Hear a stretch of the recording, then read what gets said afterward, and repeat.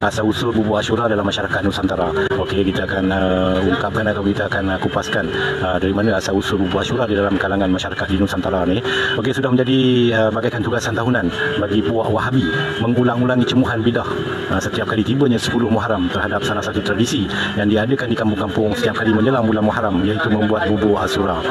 Adapun mengenai tradisi ini ada disebut di dalam kitab Risalah Al-Musalla Al-Musalsal Al-Amiriyah yang dicetak bersama-sama syarahannya pada halaman 26. Begitu juga apa yang dilakukan oleh sebahagian orang daripada memasak bubur yang pada hari Asyura adalah merupakan satu perkara bina.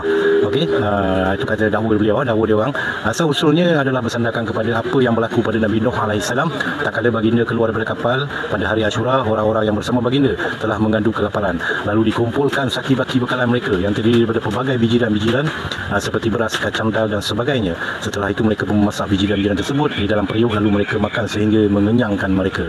Okey, oleh itu ia adalah merupakan makanan yang pertama dimasak di atas muka bumi selepas berlakunya taufan, yakni banjir yang besar. Maka berdasarkan peristiwa ini, manusia telah menjadikan ia sebagai suatu anjuran pada hari tersebut, yakni Asyura.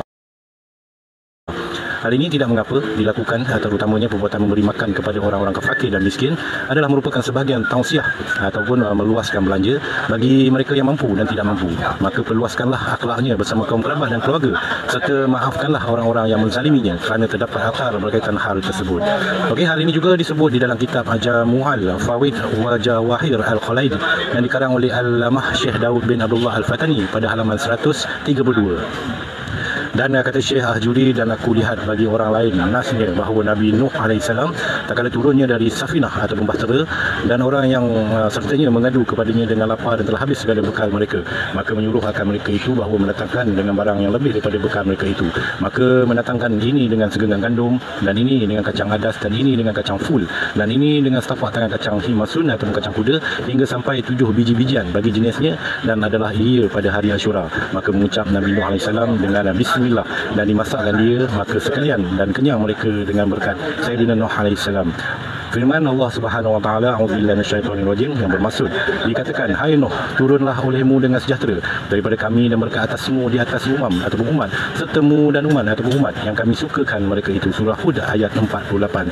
Dan dan adalah demikian ini pertama-tama makanan yang dimasak di atas muka bumi kemudian daripada taufan. Maka mengambil segala manusia disunatkan, dia disunat pada hari Asyura, dan adalah padanya pahala yang besar bagi yang mengerjakan yang demikian itu dan memberi makan fuqara, orang yang fakir, dan masakin, orang-orang yang miskin, maka dinamakan bubur Asyura. Dan jika bidah sekalipun, maka ia bidah hasanah dengan qasad itu disebut dalam kitab sebagai rujukan. Okey, disebutkan dalam kitab sebagai rujukan. Pertamanya Hasiyah I'anah Al-Talibin Syahid Al-Bakri hal 417 sengkang 2. Yang kedua Nihayah Al-Zain Syekh Nawawi Batin hal 192.